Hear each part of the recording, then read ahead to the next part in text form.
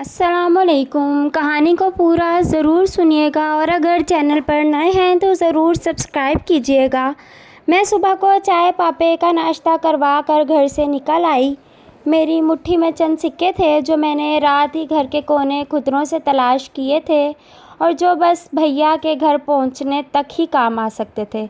उस वक्त तो यही गनीमत थे, वापसी के लिए भैया कुछ ना कुछ दे ही देंगे। मैं इसी आस पर भैया के घर पहुंची थी तो वो ऑफ़िस जाने के लिए तैयार डाइनिंग टेबल पर बैठे नाश्ता कर रहे थे। मेरे सलाम के जवाब में उन्होंने मुझे यूं देखा जैसे मैं इतनी सुबह कैसे और क्यों आई हूँ। भैया, वो अब्बा की तबीयत बहुत ख़राब है, रात भर खांसते रहे हैं। मैंने थूक निगलते हुए बताया तो भैया से पहले भाभी बोल पड़ी, अरे बुढ़ापे में तो हर इंसान खांसता है, याद नहीं ताया जी कैसे खांसा करते थे।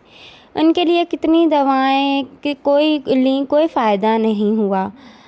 मैंने बेबसी से भैया को देखा तो भाभी फिर शुरू हो गई, महंगाई देख रही हो, आसमान से बातें कर रही हैं, कितने अखराजात होते हैं, बच्चों की फ़ीसें, बिलों की अदायगियाँ, राशन पानी। मेरे मियाँ एक कमाने वाला है, ऊपर से तुम महीने के आखिर में पैसे मांगने आ गई हो, कहाँ से दें।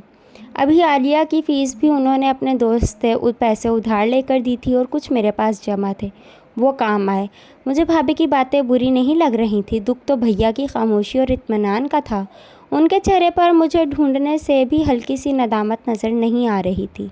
तो मैं उठ खड़ी हुई और ना चाहते हुए भी भैया को मुखातिब कर गई, भैया आप कितने दिनों से आए नहीं, अब्बा आपको याद कर रहे थे। हाँ, चक्कर लगाऊंगा, भैया बुरी बेजारी से कहकर उठ गए।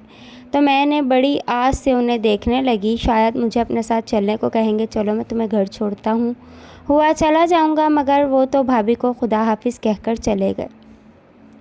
बैठो सालिया, मैं तुम्हारे लिए नाश्ता लाती हूँ, भाभी ने न जाने किस दिल से कहा। नहीं भाभी, मैं नाश्ता करके आई हूँ, मेरे हलक से वह मुश्किल आवाज़ निकली थी और फिर मैं रुकी नहीं, तेज़ तेज़ कदमों से बाहर आ गई। मेरी आंखें धुंधला रही थीं और मुझे कुछ पता नहीं था कि मैं कहाँ जा रही हूँ, बस चलती जा रही थी। दिन के आगाज़ पर सूरज की किरणों में अजीब सी चुभन थी, यूँ लग रहा था जैसे बदन में मुसलसल सुइयाँ चुभो रहा हो, लेकिन उसकी कहीं ज़्यादा दुखन मेरे अंदर थी। इतनी बड़ी ज़मीन, इतना बड़ा आसमान और मैं तन्हा। मेरी आंखों से टप टप आंसू गिरने लगे। घर जाकर अब्बा को क्या जवाब दूंगी, वो बेचारे कितनी आस से मुझे देखेंगे और फिर मेरे पीछे उनकी नज़रें भटकेंगी, शायद भैया आए हैं। और भैया, उफ़, मेरे होंठों से सिसकी निकली थी। बड़े भैया पहलोटी की औलाद होने की वजह से अम्मा अब्बा की मुश्तरका मोहब्बत के हकदार थे और उनका पल्ला इसलिए भारी था कि उनके बाद 2 बेटियां मरियम और मैं थी।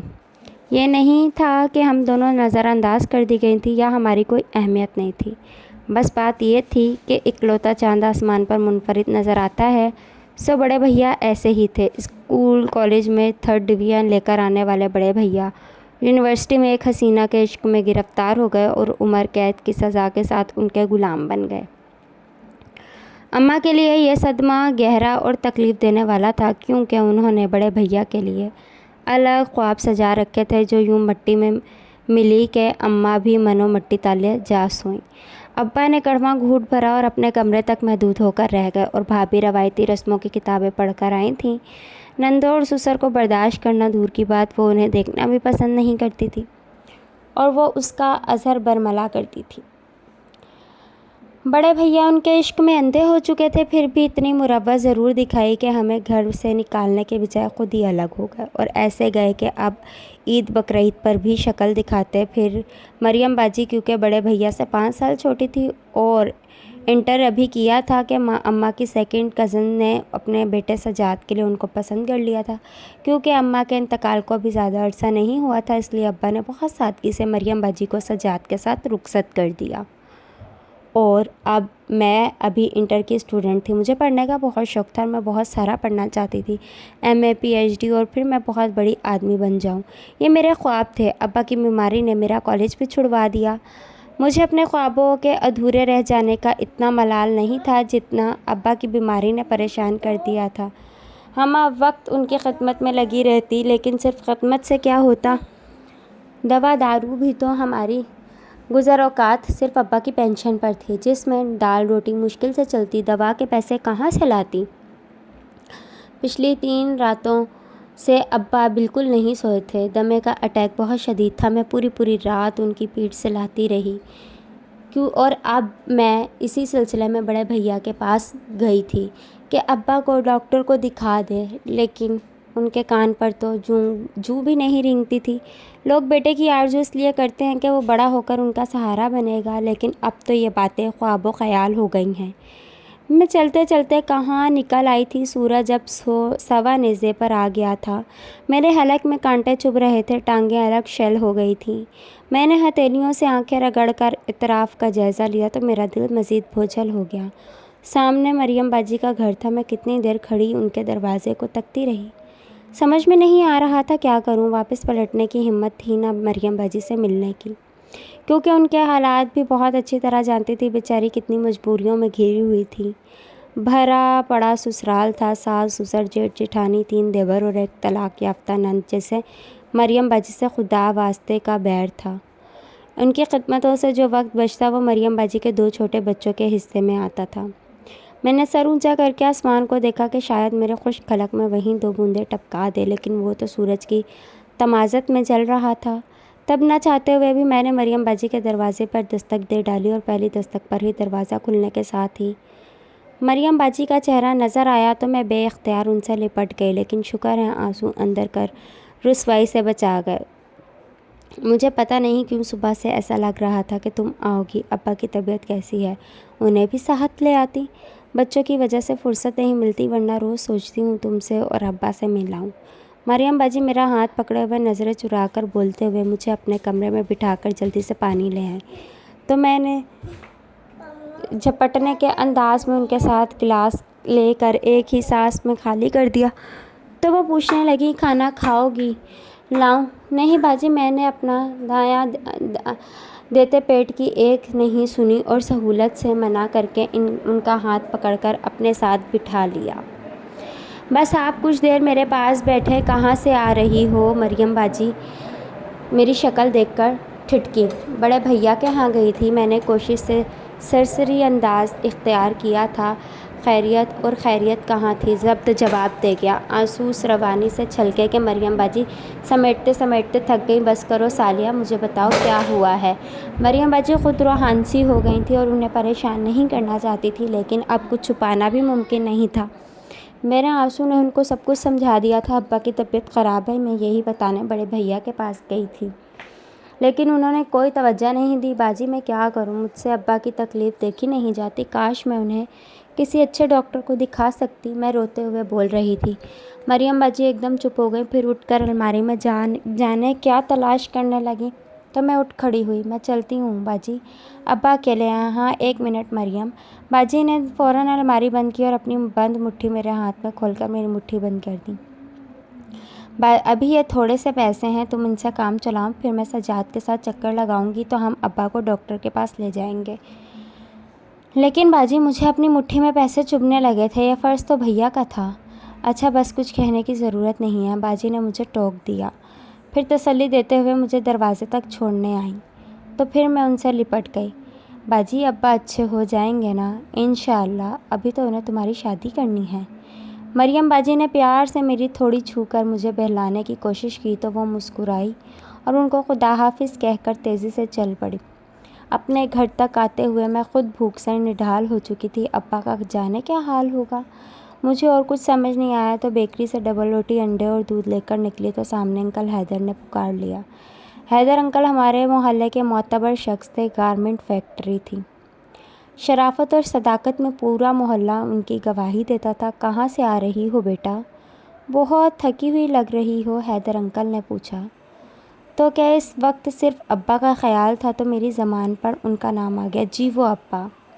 ہاں اب ان کی طبیعت کیسی ہے؟ جی بس۔ میری آنکھوں میں پھر پانی جمع ہونے لگا تو میں نے سر جھکا لیا۔ بیٹا کوئی پریشانی کی بات ہوا کرے تو بلا جھجک کہہ دیا کرو، تم میری اپنی بیٹی کی طرح ہو۔ میں شام کو آؤں گا تمہارے ابا کو دیکھنے۔ وہ شاید جلدی میں تھے، میرا سر تھپک کر چلے گئے تو میں ان کے خلوص کو دل سے محسوس کرتے ہوئے گھر آئی تو ابا کی کھانسی نے میرا استقبال کیا۔ ابا! میں نے بھاگ کر دوہرے ہوتے ہوئے ابا کو تھام لیا اور ان کی پیٹھ سہلانے لگی۔ کچھ دیر بعد ابا قدرے پرسکون ہوئے تو پوچھنے لگے کیا ہوا بھائی، ملا یا باہر سے ہی تمہیں ٹرخا دیا؟ ملے تھے ابا۔ باہر سے کیوں ٹرخائیں گے؟ میں نے فوراً روٹھے انداز میں کہا۔ پھر آیا نہیں تمہارے ساتھ؟ کل آنے کو کہا تھا۔ ابھی انہیں ضروری میٹنگ میں جانا تھا۔ میں نے محض ابا کی تسلی کے لیے جھوٹ بولا تو میں نے ان کے چہرے پر استہزائیہ مسکراہٹ جھلک دکھلا کر غائب ہو گئی۔ پھر میرا ہاتھ تھام کر بولے، بیٹا باپ سے جھوٹ نہیں بولتے۔ جب آپ جانتے ہیں تو کیوں پوچھتے ہیں؟ اپنی تسلی کے لیے یا پھر خود کو جھٹلانا چاہتا ہوں؟ ابا کی خود کلامی سن کر میں وہاں سے اٹھ آئی۔ شعائیں حیدر انکل آئے تو ابا کے لیے ڈھیروں پھل، بسکٹ اور جانے کیا کچھ لے کر آئے۔ مجھے اپنی کم مائیگی پر شدت سے رونا آیا اور بڑے بھیا پر غصہ۔ حیدر انکل کچھ دیر ابا کے پاس بیٹھے، پھر جاتے ہوئے بھی مجھ سے کہہ گئے کہ کسی بھی چیز کی ضرورت ہو تو بلا جھجک کہہ دوں۔ ہاں، مجھے ضرورت ہے بہت ساری چیزوں کی، اپنے لیے نہیں، آنا کے لیے۔ اس رات میں جانے کس سے لڑ رہی تھی؟ میرے لیے سب کچھ میرے ابا ہیں اور میں انہیں ساری نعمتیں یوں دینا چاہتی ہوں تو دو، کس نے منع کیا ہے؟ لیکن یاد رکھو، نعمتیں یوں بیٹھے بٹھائے نہیں مل جاتی، ہاتھ پاؤں چلانے پڑتے ہیں۔ مجھے جھنجھوڑا گیا تھا۔ میں بوکھلا کر احتجاج کرنے لگی، لیکن سنوائی نہیں ہوئی تو میں خائف ہو کر سو گئی۔ لیکن صبح نئے عزم کے ساتھ اٹھی تھی۔ ابا، میں حیدر انکل کو کہوں گی مجھے کہیں جاب دلا دے۔ کہیں کیوں؟ انکل کی اپنی فیکٹری ہے نا۔ میں نے حیدر انکل کے لائے ہوئے سیب کٹ کر ابا کو کھلاتے ہوئے کہا تو وہ میرا چہرہ دیکھنے لگی۔ ٹھیک ہے ابا، ابھی میری تعلیم زیادہ نہیں ہے، میں ساتھ ساتھ پڑھ بھی لوں گی۔ میں یہی سمجھی ابا میری ادھوری تعلیم جتائیں گے، لیکن وہ بہت دکھ سے بولے، اب یہ وقت آ گیا ہے، کوئی برا وقت نہیں ہے، اللہ کا شکر ہے میرے ہاتھ پر سلامت ہے، میں جاب کروں گی، مزید پڑھوں گی، بس میں نے فیصلہ سنا دیا۔ کچھ نہیں بولے، البتہ ان کے چہروں کی لکیروں میں اضافہ ہو گیا تھا۔ مجھے جاب کے لیے تردد نہیں کرنا پڑا۔ حیدر انکل نے اپنی فیکٹری میں مجھے لڑکیوں کے ڈپارٹمنٹ کا سپروائزر بنا دیا اور ابا کی وجہ سے وقت کی قید بھی نہیں رکھی۔ میں صبح 10 بجے ابا اور گھر کے سارے کام نپٹا کر فیکٹری جاتی اور 5 بجے واپس آ جاتی تو رات کے کھانے کے بعد رات 11 بجے تک پڑھ لیتی۔ اور پھر یہ شاید میری مصروفیت تھی یا میرا عزم کہ میں نے چلنا کودنا اور اپنی بے بسی کا ماتم کرنا بند کر دیا۔ اس کے برعکس میں اپنے اچھے دنوں کے خواب دیکھنے لگی تھی اور میرے خواب میری سوچوں کا محو صرف میرے ابا تھے۔ رات میں جب پڑھنے بیٹھتی تو کسی وقت میری نظریں کتاب سے ہٹ کر قرآن پر ٹھہر جاتی۔ مجھے ان پر ترس آتا۔ بالکل ہڈیوں کا ڈھانچہ تھے، حالانکہ زیادہ عمر نہیں تھی۔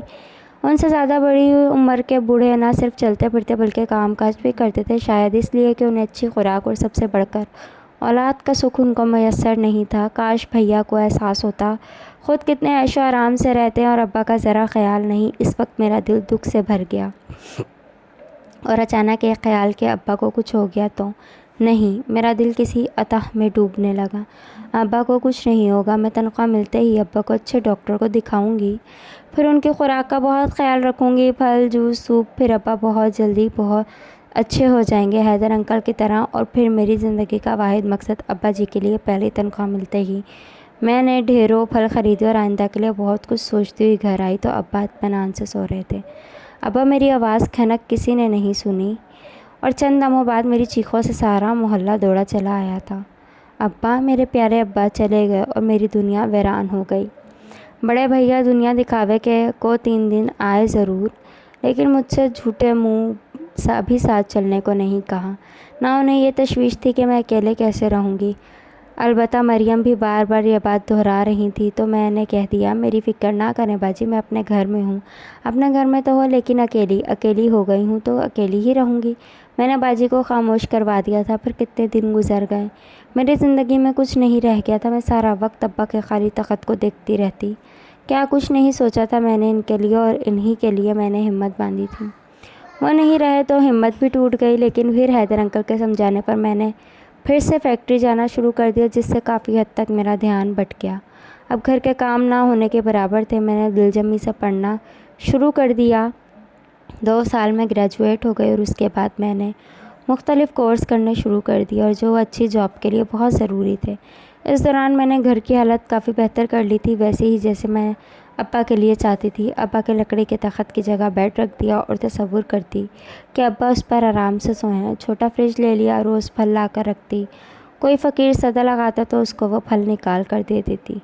اس سے مجھے بہت تسلی ہوتی۔ انہی دنوں میں نے خواب میں ابا کو دیکھا، صحت مند، ہنستا کھلتا ہوا چہرہ۔ میں نے خوشگوار حیرت میں گھر کا پوچھا تھا، ابا آپ اتنے صحت مند کیسے ہو گئے؟ اتنے پھل کھلاؤ گی تو صحت نہیں پکڑوں گا؟ ابا نے مسکراتے ہوئے کہا تھا، اس کے بعد تو میں نے کبھی ناغہ نہیں کیا۔ مجھے یقین مل گیا کہ میں جو ابا کے لیے پھل خریدتی ہوں وہ ابا ہی کھاتے ہیں۔ پھر وقت بھاگتا چلا گیا، میرے ہاتھوں میں ڈگری کے ساتھ مختلف کورسز کے سرٹیفکیٹس آئے تو پھر مجھے ملٹی نیشنل کمپنی میں اچھی جاب مل گئی، ہینڈسم سیلری، لیکن پھر اسی حساب سے میں محنت میں مصروف ہو گئی۔ اس کے باوجود میں روزانہ ابا کو پھلوں کا تحفہ بھیجنا نہیں بھولی، خواہ میں کتنی عجلت میں ہوتی، راستے میں جہاں پھلوں کی ریڑھی نظر آتی میں کچھ پھل خرید کر فقیر کو دے دیتی۔ بس اب یہ ہوا تھا کہ اب میں پھل چھانٹ کر نہیں لیتی تھی، کیونکہ اب میرے پاس اتنا وقت نہیں تھا۔ اس وقت میں آفس سے نکلی تو شام گہری ہو گئی تھی، پھر سردیوں کی آمد تھی، فضا میں کھنکی ہو رہی تھی۔ پھر ادھر ایک رکشہ میرے قریب آ کر رکا، ادھر میری نظر پھلوں والی ریڑھی پر پڑی تو میں نے رکشے میں بیٹھ گئی اور راستے میں مجھے کوئی فقیر نہیں ملا، لیکن شکر ہے گھر کی گلی میں داخل ہوئی تو سامنے سے فقیر آتا دیکھ کر میں نے جلدی سے پھل کا شوق پر اس کو تھما دیا۔ گویا اب یہ مجھ پر بوجھ ہوتا تھا جسے میں نے فوراً اتار پھینکنا چاہتی تھی اور اس کے بعد مطمئن ہو جاتی۔ اس وقت بھی میری یہی کیفیت تھی۔ گھر آ کر میں نے کھانا کھایا، اس کے بعد کچھ دیر فون پر مریم باجی کے ساتھ گپ شپ کی، پھر سونے کے لیے لیٹ گئی۔ میری یہی روٹین تھی، صبح کیونکہ آفس کے لیے جلدی نکلنا ہوتا تھا اس لیے جلدی سو جاتی تھی، اور شکر ہے کہ مجھے نیند کے لیے جتن نہیں کرنے پڑتے تھے۔